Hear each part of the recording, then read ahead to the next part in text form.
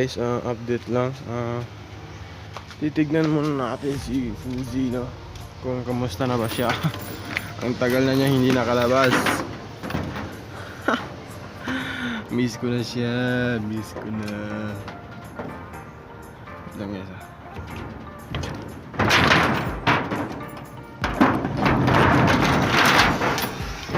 Hi Fuzi. Ay, tulog pa siya. Ayan si Fuzi guys, no? Hi Fuzi.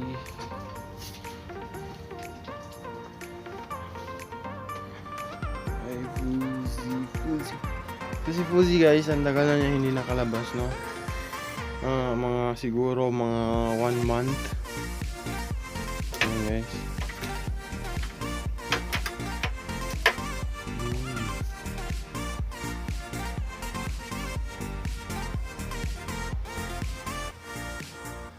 Hindi muna tayo makakagala ngayon kasi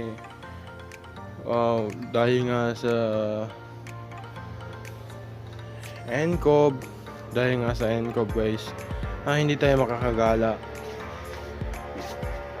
Kaya hintay na lang. Hindi ko alam kung anong susunod na gawin natin.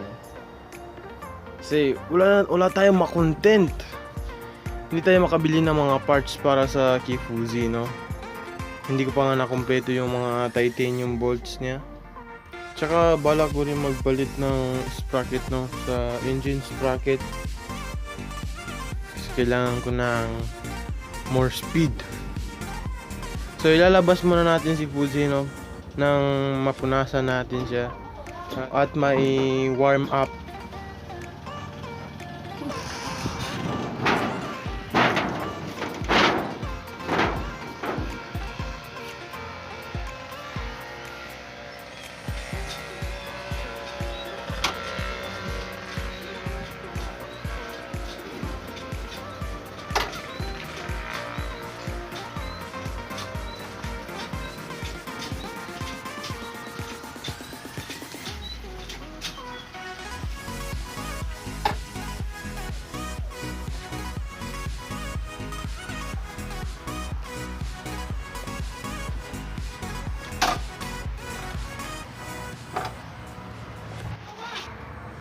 So ayan, ipapark muna natin doon sa may duyan, no?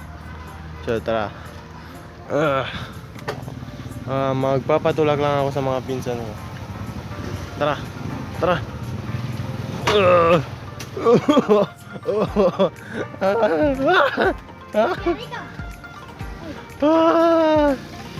Ay. Okay na yan. So shout out sa mga pinsan ko, no? Dito kami madalas tumambay sa puno ng mangga. So i-warm up muna natin si Fuzi, no?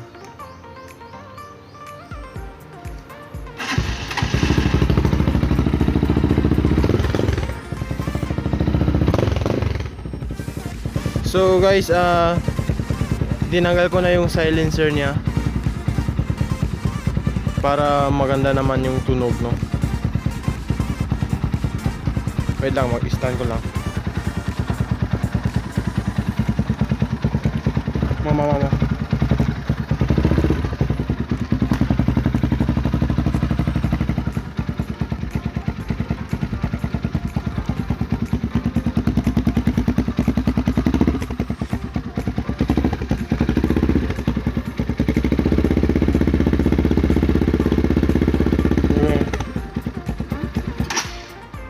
Nah.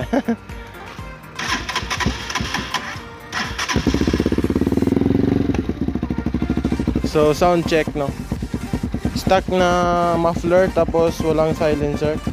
Sige. Sound check.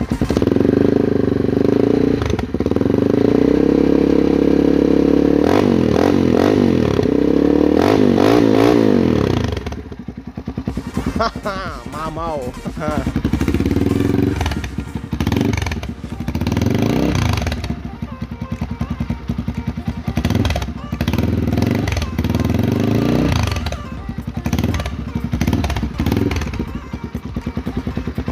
So guys, comment lang kayo sa baba kung ano bang magandang i-upgrade sa motor ko. So guys, sakto guys, may ipapabili yung nanay ko. Update ko lang kayo mamaya. So what's up guys? It's Rider here. Yeah. So today bibili lang, may ipapabili lang ang nanay ko, no.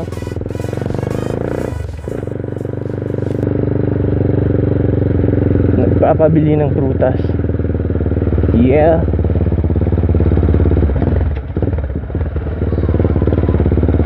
It's Rider.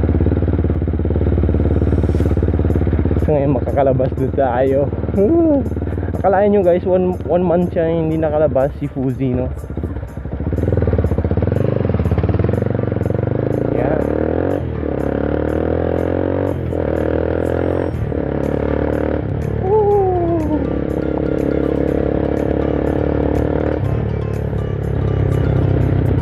Yeah.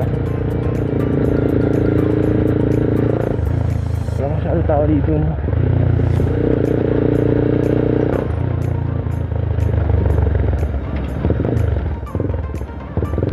Gala na tayo.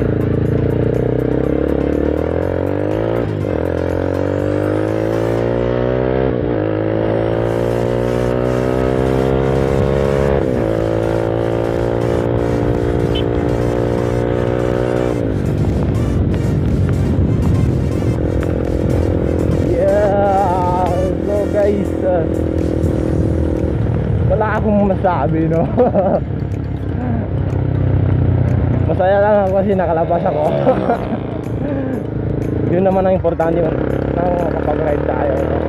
Kahit konti man lang, no? Para may stretching naman yung buto natin, no?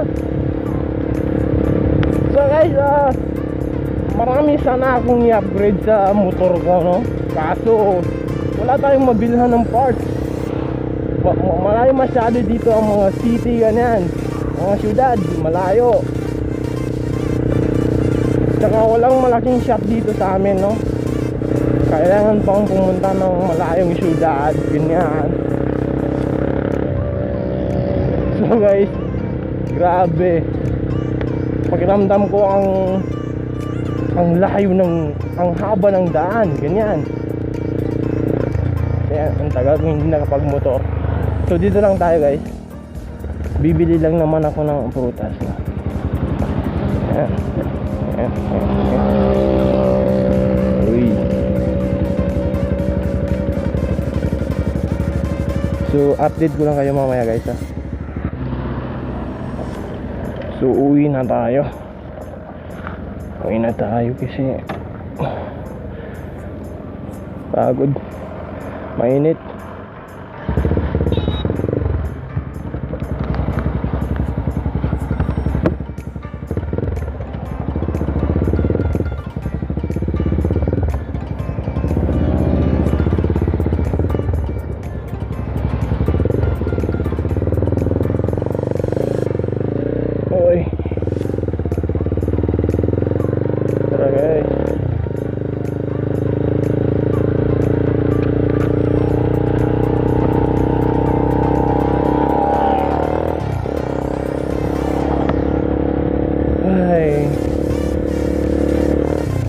Sarap talaga mag-ride. Kaso nga wala pa akong clan, no.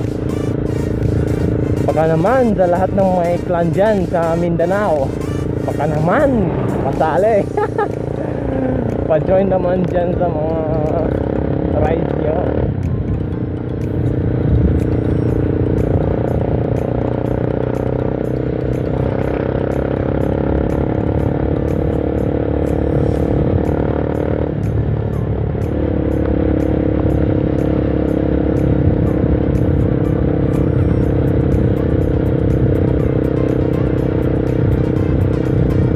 Ganito lang sa Mindanao, no? Wala masyadong building, ganyan. Hindi gaya ng Manila, ganyan. Sa Visayas, puro mga building, mga gusali ang nakikita mo dito. Maraming mga puno, mga uy,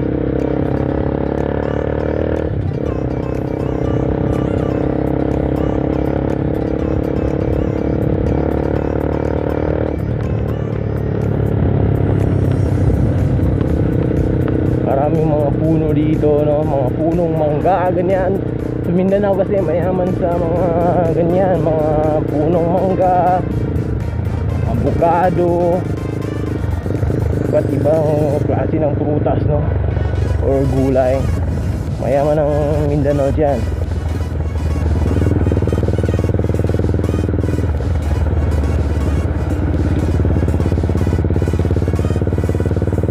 Kawawa naman yung mga frontliners dito, no? Sana may bumibigay sa kanila ng mga pagkain, ganyan,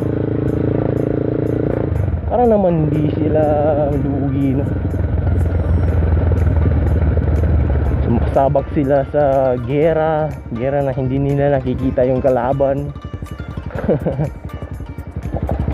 Ako nakakawak sa mga frontliners eh, kasi frontliners din ng tatay ko dun sa abroad, kaya yun, wala naman, nakakawak sa kanila. Isipin nyo lang, malayo yung mga pamilya nyo sa inyo, tapos homesick, ganyan, at ibang klase, no? Pagod. So yan, nakawin na tayo.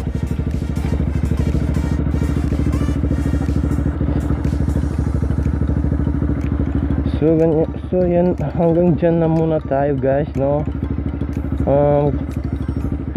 Kita-kits sa susunod na vlog. Peace.